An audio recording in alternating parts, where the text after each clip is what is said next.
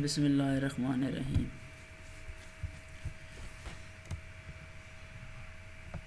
In this lecture, we will study the equilibrium conditions, and we will see that with the help of these equilibrium conditions, we have the symmetric property of stress tensor. Then we will discuss the relation between stress and strain, and one thing more, the two index notation.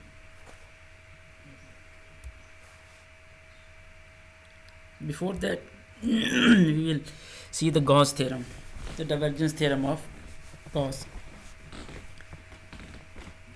That Gauss has presented the relation between the surface integral and volume integral. So we have to use this while studying equilibrium conditions. So suppose we have a surface S which encloses a volume V. Suppose f is a vector function with continuous partial derivatives, then this will hold. That surface integral is equal to volume integral. What is n? N basically is the normal of that surface. So f dot n over surface integral equals to volume divergence of f. That it changes into divergence of f with volume integral. That is why we say that the divergence theorem of Gauss. So this thing can be written in this way: fi n I c like a dot b equals to a I b I, and also this can be written partial I fi, because you know that del dot f divergence of f simply equals to partial f1 partial x1 I plus partial f2 partial x2. No, not I, simply partial f1 partial x1 plus partial f2 partial x2 plus partial f3 partial x3, and this can be written as partial I partial fi, because this is divergence and it is a scalar. So this has written in this way. This can also be written in another way using this comma for the partial differentiation. So this comma means, I have already told you that this comma means that we are taking its derivative with respect to xi.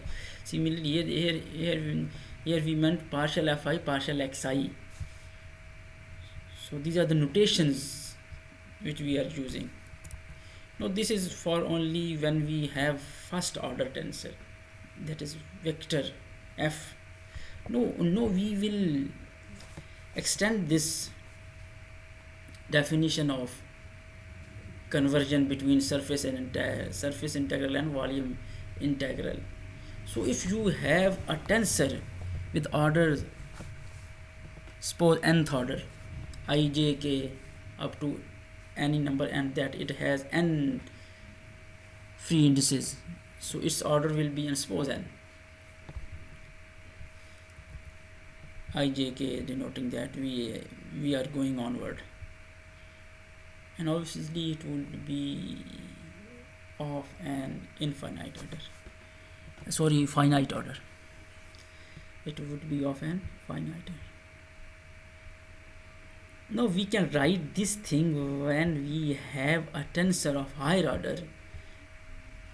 Here we have only one index. Here we have I, j, k up to so on, and here we have ni. Here we can write nk.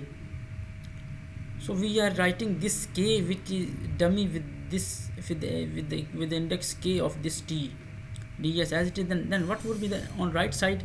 Right side you can see that fi. No, it means that this t will be the same on here, ti j k up to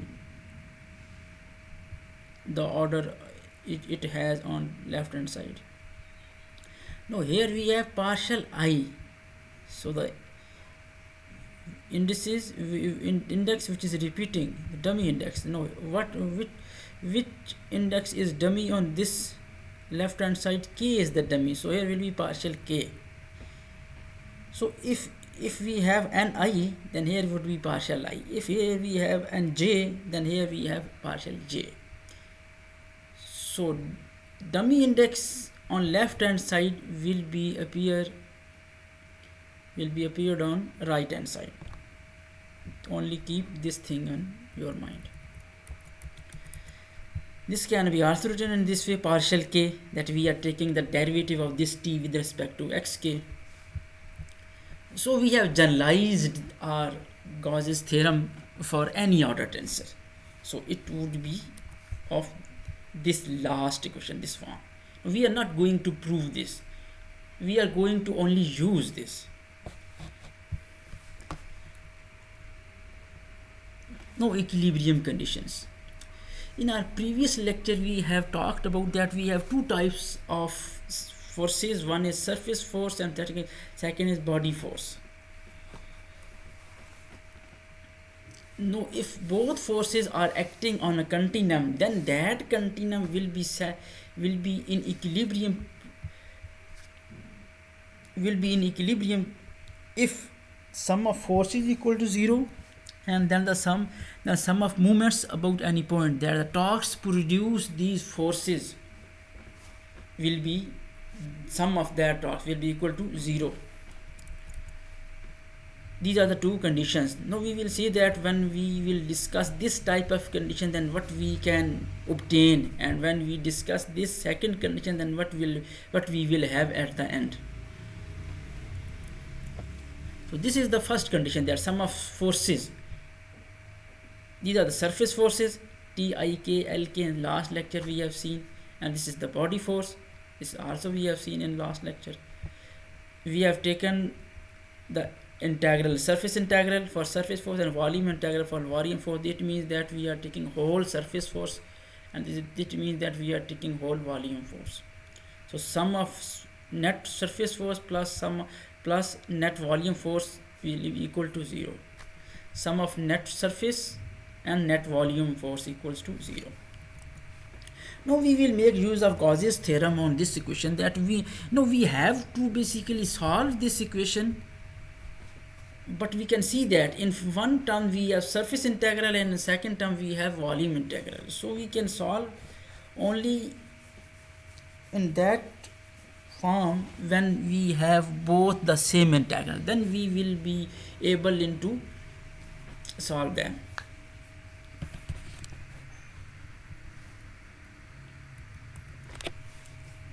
So we will use volume divergence theorem on this first term. It would be, in last we have n, here we have l. So it would be tik comma k, simply nothing else. Simply you have to write the partial derivative of this t. Here we have second order tik. We have two indices ik, and k is dummy with this lk, like in previous fi ni, in which f has only one index, which is dummy with the index of n. Here we have two ik, and it is dummy with the index k of l. So it would be tik comma k, and we have volume integral. No, we can write this in a very simple way. As volume is arbitrary, so this would be equal to 0. This would be equal to 0, and this is continuous. That is why this would be equal, this function is continuous. Forces, this would be equal to 0. Now first condition is giving as sum of this is equal to 0, tik comma k plus rho fi is equal to 0. Ith term.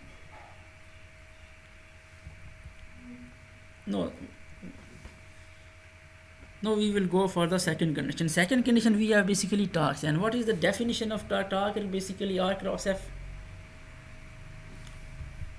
Then R cross F, we know that A cross B is equal to, with the help of that A cross B in the initial notation, we can write R cross F in the initial notation like this: epsilon ijk rj fk. This I is balanced with this I, that we have written any ith component of this cross product of R and F.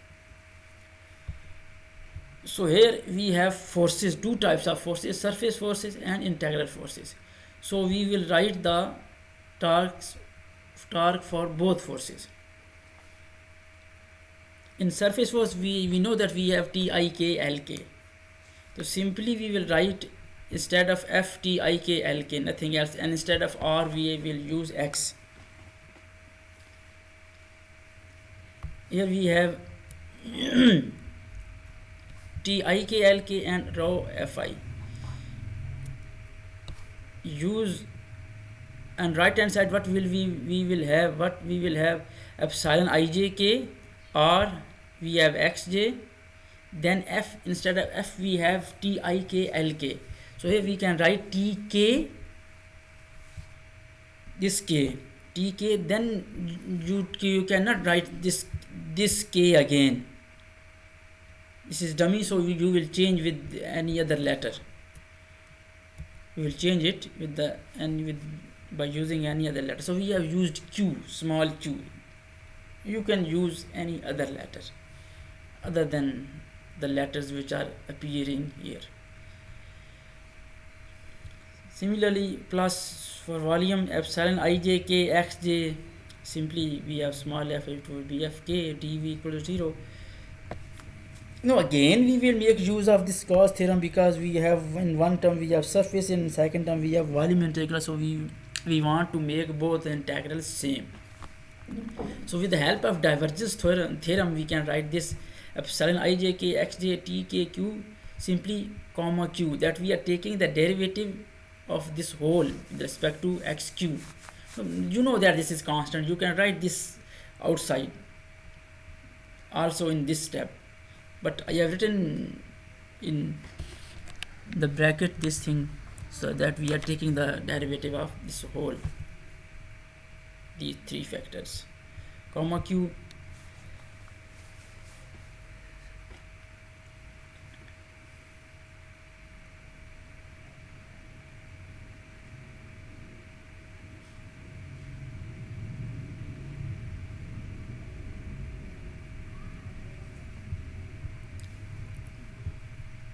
No, we have written this side out, this factor outside.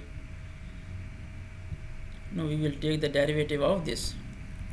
Simply what we need to do, simply we will apply the product rule of derivative, nothing else. Xj tkq comma q plus tkq as it is partial xj partial xq. This can be written in this way: xj tkq comma q plus tkq, and this is what this is delta jk. You can see that this is delta jk, nothing else.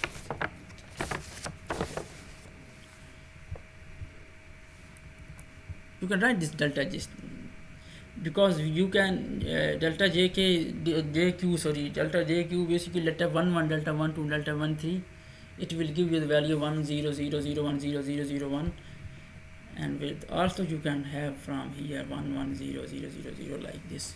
Partial x1 1 partial x1 partial with respect to partial x2 will give you 0. Similarly delta 2 will give you 0. So you can again this product can be written tkj.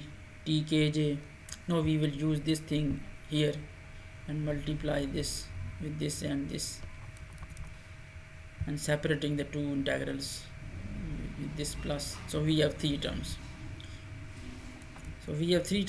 Now this, from this and this we can write, you can take the integral this epsilon ijk xj as common, you will be left with tkq comma q plus this fk here, dv plus second term will be here. So you can use in first term that we know that this is 0. This is 0 from the first condition, so this would be equal to 0. Now we are left with this term only. Again volume is arbitrary, so this integrand being the continuous equals to 0.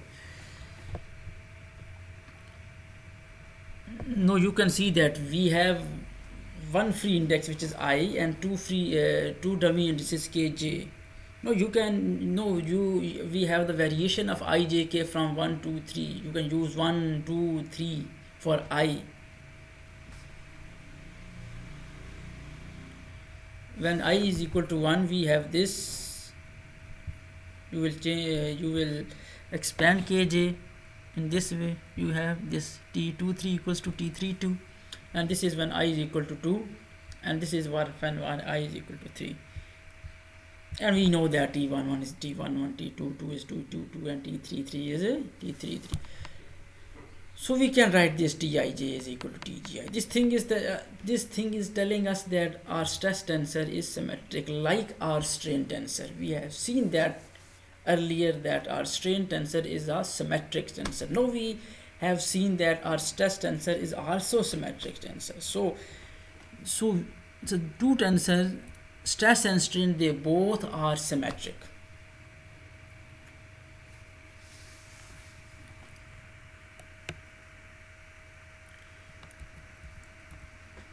Now next we have the relation between stress and strain. And then what is the relation between stress and strain?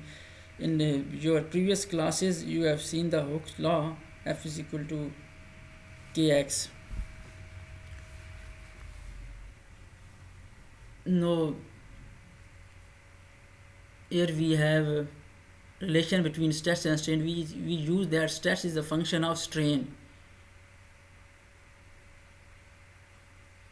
and we will make use of Taylor series, and keeping in mind that we are taking the infinitesimal deformation.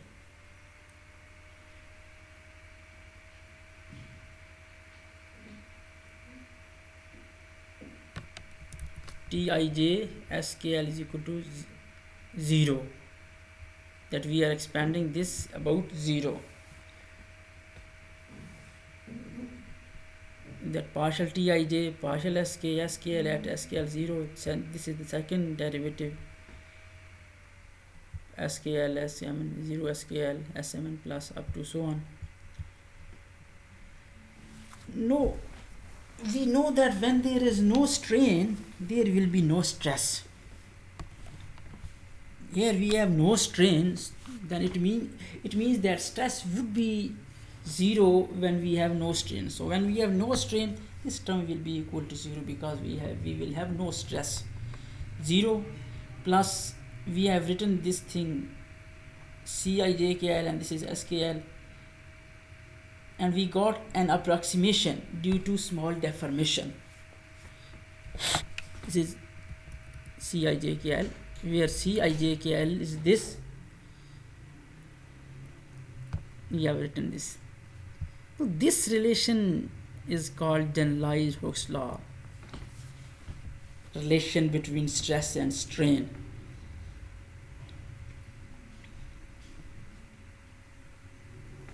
On left hand side you have stress, on right hand side you have strain with this Cijkl, and you know that left hand side T, I, J, they are the components of a second order tensor, and skl, they are also components of a second order tensor. So this thing is relating both second order tensors components. So this would give you the 10 components of a fourth order tensor.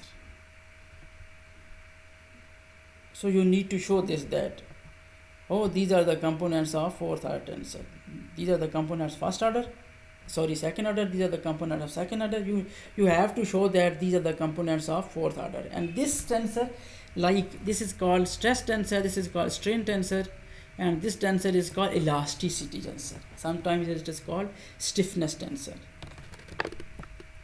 Yeah, I have written Cijk are the components of fourth order tensor. This tensor is called elasticity tensor or stiffness tensor.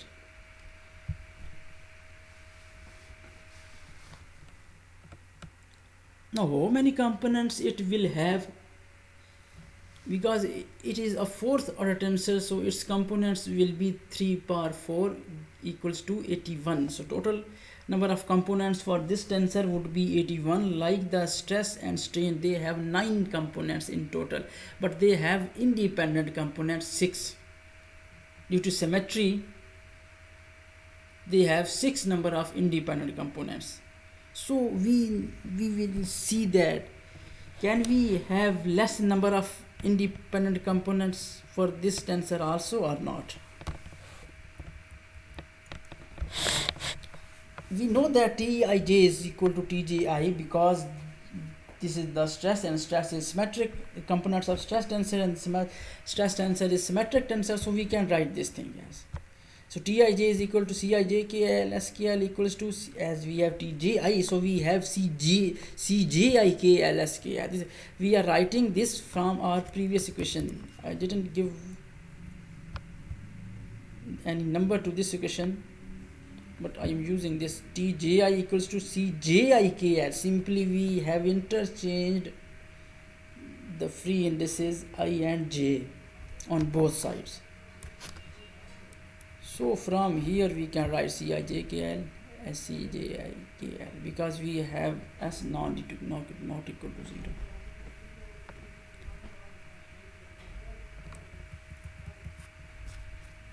And we know that as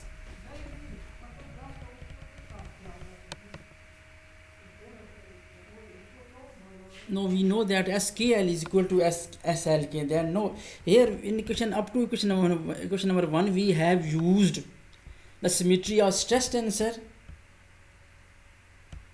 so it will reduce the number of components up to 54. 27 components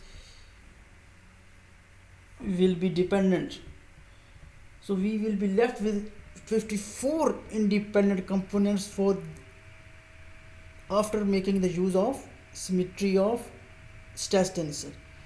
No, use the symmetry of this strain tensor and see then how many number of components will be decreased more, independent components. So Tij is equal to this, so we will interchange K and L with each other. They are dummy on right hand side. We can write this LK SKL. Here you can see that because S is a strain tensor and strain tensor is symmetric, so we can write SLK equals to SKL.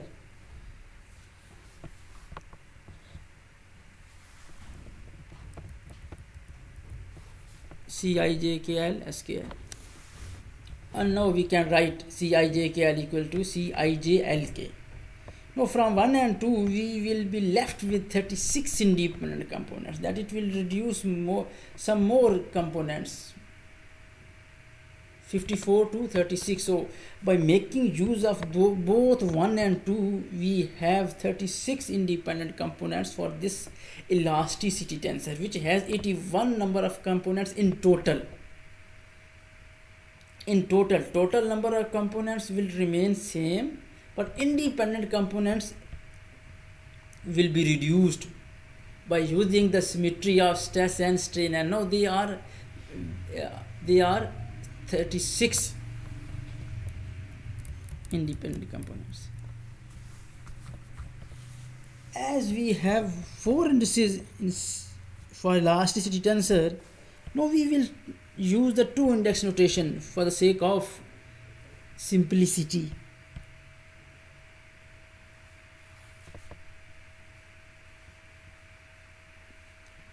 The 2 index notation. Now what we will do in this 2 index notation, that instead of 4 indices for C we can use 2 index for C. IJKL, we have 4 indices in C. So we are introducing this 2 index notation. We will denote this 1 1 by single 1, 2 2 by 2, 3 3 by 3, and 1 2 or 2 1 by 6, 1 3 or 3 1 by 5, and 2 3 and 3 2 by 4. We are saying this is M M M M and M. So in general this thing can be written in this way: M is equal to I when I is equal to J, and M is equal to this 9 minus I plus j when I not equal to j, and I and j are from 1 to 3. This set. It means that when I is equal to j, when we have 1 1, so m is equal to 1. When we have 2 and 2, we have this 2. When we have 3 3, we have this m is equal to 3.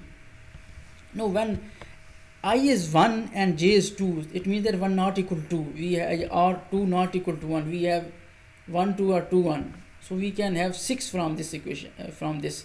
9 minus 1 plus 2 3, 9 minus 3 is 6. So this is a general formula you can say. So how this 2 index notation will work? This will be C1 2 3 2 can be written as C6 4. C6 4 means 1 2 6 and 3 2 4, C6 4. Please keep in mind that you cannot use the 2 index notation for the middle 2 indices. That you cannot write C1 and 2 3 is 4, that C1 4 2. C1 1 as it is, instead of 2 3 you can use 4 then 2, C1 4 2. This is not possible, this is not permitted. Keep in mind that we are using the 2 indices only at the pair, either first pair or second pair, not middle pair. Okay, so it would be C6 2 3, C6 4 and again C6 4, because 2 3 is 4, C1 2 is 6, so C6 4. That you can write each and every component of C in 2 index with the help of this 2 index notation. So we can write the elasticity matrix. So consequently, with the help of this 2 index notation, we can have this matrix for elasticity tensorCijkl, and this matrix is called elasticity matrix. Now this would be easy for you to remember this with the help of this 2 index notation. Now we can write this Mn. Mn is from 1 to 6. So keep in mind that this Cmn is not any tensor. Cmn is not any tensor. This is only the representation of this C, which has 4 indices. Matrix representation of this elasticity tensor.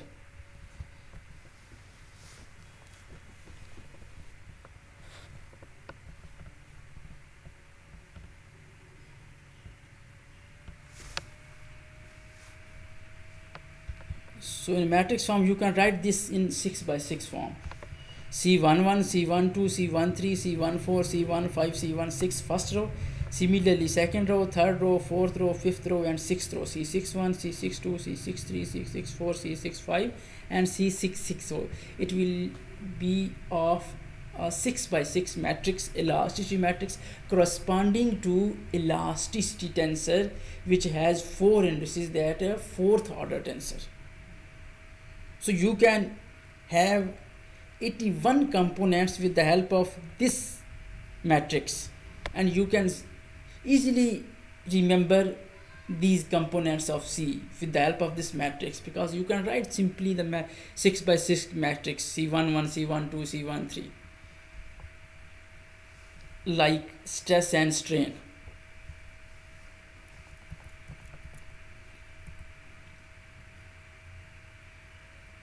Now we will write our stress strain equation in matrix form.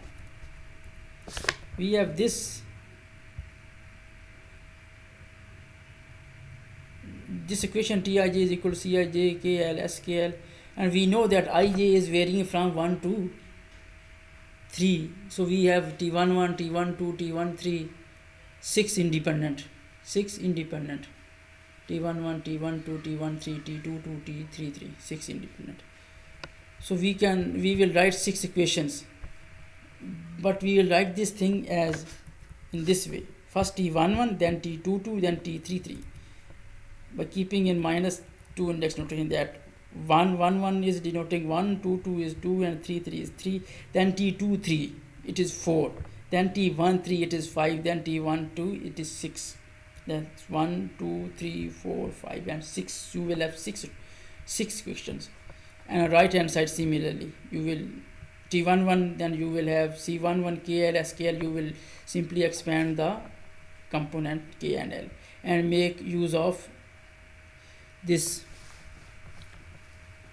symmetry of S and also the two index notation for C, that this C11 can be written C11 S11, and this can be written C12 S22, and this can be written as C13 S33, and this is, you can see S21 and where is S12,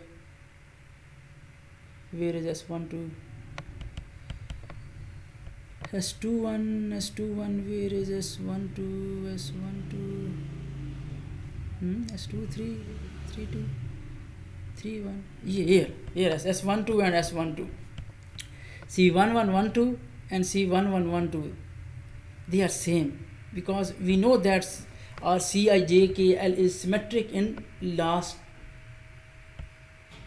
pair in KL and IJ. We have seen this in 1 and 2 written.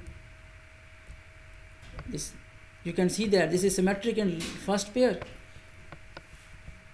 and this is symmetric with the help of 2. You can see that this is symmetric and this is symmetric in second pair. So we have made use of the symmetry in second pair 1 2 2 1, and we know that S12 is equal to S21. So it would be 2 times C11 12 S12, like this we can write 2 times C11 13 S13, then this. No, this is C12, this is C13, and this is 2 times C16 12 is 6. This is 2 times C15, and this is 2 times C14 S33. So you can write this thing in sequence, that C11 S11 plus C12 C22 plus C13 C S33, then this terms 2C14 S23 plus then 2C15 S13, and at the last plus 216 S12. Similarly, second equation, third equation, fourth equation, fourth, fifth, and sixth. Then these 6 equations can be written in this matrix form. This is column matrix C11, T11 up to T12, and this is elasticity matrix, and this is column matrix for strain S11 S22 S33 2 times S23 2 times S13 2 times S12, and this is C11 C12 C13 up to C12 C13 C14 C15 and C16. Similarly, second equation will be C21 C22 C23 C24 C24 C25 C25 and C26, and up to last equation C. Then this would be the same matrix, this one C. So this is the matrix form of our stress strain equation.